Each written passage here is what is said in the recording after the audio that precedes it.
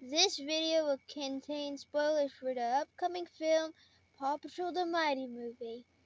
If you don't want to get spoiled, I advise you click off of this video. As for now, let's go on to the video. Paw Patrol, for a little bit more, and a little bit extra.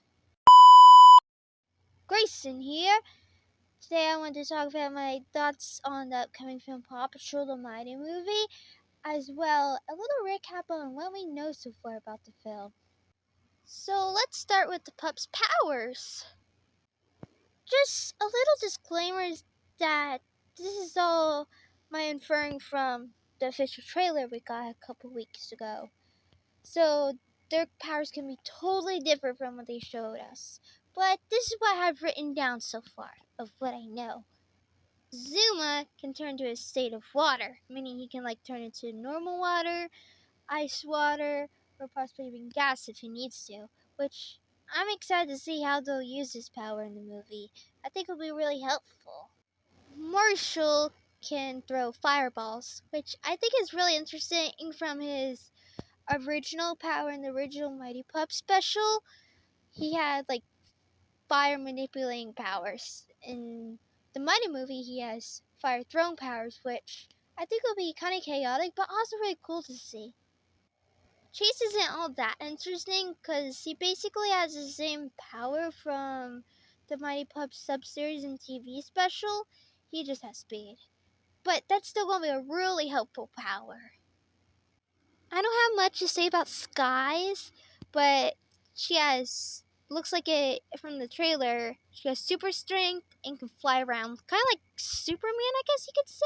I'm not that much of an expert on superheroes. But yeah, that from what we can tell from the trailer, that looks like what she has. They didn't show much of Rocky all that much in the trailer, but as you could tell in the background, there was metal spoons and forks and things sticking to his back.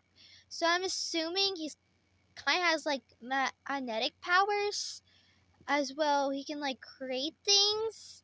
It's kind of hard to tell from the trailer, so I'm hoping we get more clips soon of his power. Rubble, he can destroy things. It's going to be so chaotic, but also really interesting to see. Now, Liberty's powers were about the only powers that wasn't showcased in the trailer, but several pieces of merchandise has been released online as of recently, and from what we can tell from that merchandise, she has elastic powers, which I think is really cool since most of the fandom was hoping that she would have those powers, which I'm excited to see how they'll work out in the film. Now moving on to other plot points. In the film, we're going to have 3 new pups. Their names are Tot, Nano, and Minnie, which in the film looks like Liberty's going to be taking them under her wing, which I feel like is a little bit out of character for her, but I think will be really cute, and I'm excited to see how this will play out in the film. As we know from the last film, Humdinger broke out of jail, which he'll be teaming up with this younger scientist character named Victoria Vance, or V. They'll be teaming up and, I guess, try to steal the Paw Patrol's powers, which will also be interesting to see. And from the trailer, we had this little funny moment where one of Humdinger's kittens, I believe it's Cat Rebel, go in the mighty crystals, and for those few seconds he had it, he could speak, which I believe is Chris Rock playing him, which I find interesting because so far in the films we haven't seen the cat speak, so it's really cool to see that in the trailer. I haven't seen as many other people point this out, but it looks like in the trailer that V's in Humdinger's hideout is at abandoned property, which makes sense because they don't want to be in the center of attention when Humdinger is supposed to be still in jail, and they're technically doing illegal stuff. So I like how they're going that plot route to make a little more sense. As someone who's been a fan of Paw Patrol for almost 10 years now, I know that most of the time Paw Patrol is usually just made to sell toys, which, as we can see in the trailer, the Adventure City Tower gets destroyed, which leads to our next new headquarters, the aircraft carrier, which is a lot like the Sea Patroller for Sea Patrol in the series. Which, as you can tell, is just made for merchandise, as we can tell from the toys has been released. But I'm not as aggravated about this plot point. Actually, I think it's a really cool one, even if it's just made for merchandise.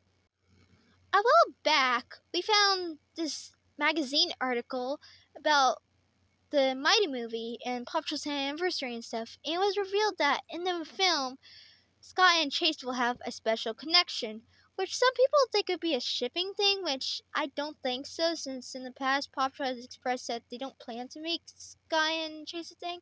Honestly, I think it's going to be like a flashback thing, where Chase has to do something to do with Sky's backstory, and they have like a brother-sister relationship, as seen in like the series and even the first film, which I think they'll go that route and not the shipping route, which I'm hoping that it's not the shipping route, which that's a whole nother video for my opinion on that. But that's a plot point that we found out not long ago. And just the other day, during me writing this, it was just revealed that Paw Patrol the Mighty movie rated PG. I feel like this is a good and bad thing. It's a good thing because since most of the fans of the show now are like in middle school and high school, there's not a whole lot of younger audience left because this show is like a whole 10 years old. I mean, this show came out when I was in preschool and I'm about to go to high school. But anyways, and I feel like it's a bad thing since there's still a teensy bit of a younger audience left. Plus, like younger siblings will be coming with the fans to the theater since it's a family movie. It might be kind of scary for them, but I'm interested in see how this will play out.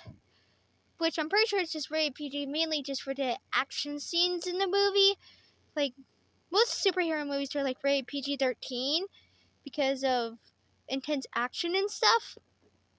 So it's understandable why this movie is rated a little higher. As for marketing, I have a few things to talk about. As previously mentioned, the movie's going to be rated PG, which is sometimes a good thing for a film. If you're part of the animation community, you know that there has been a lot of animated movie flops this year. Which, since Paw Patrol the Mighty movie is an animated movie, I'm slightly afraid it may not do well in theaters. So I'm hoping that they market it well to where people want to go to the theater and see it. But I think it'll do well since Paw Patrol's like $1 billion brand. It'll probably do well. I mean, who does like Paw Patrol? Now, I don't know if this really has to go with marketing for the movie, but in some areas, merchandise for the movie has been releasing early when it's not really supposed to be released till like late July or early August or something like that. Even my local stores have gotten things in early, which I might show in a future video of some of the merchandise that's at my store, since I find it interesting that it's being released pretty early. I guess to just help with marketing for the movie and get people excited? I'm not quite sure. That wasn't everything that I wanted to say about the Mighty movie, but I don't really have enough time to talk about it more, so I'll most likely be making a part 2 on my thoughts and feelings about the Mighty movie, because I am quite excited, because Scott is literally one of my most favorite characters, besides Liberty, Zuma, and Everest. So this film I'm really looking forward to. So I guess I'll see you guys in the next video. Bye! And don't forget to subscribe.